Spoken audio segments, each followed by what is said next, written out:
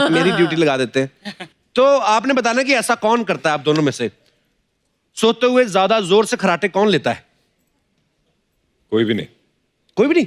Wow, दोनों mute. Okay, तो सुबह उठते ही सबसे पहले एसी और पंखा कौन बंद करता है?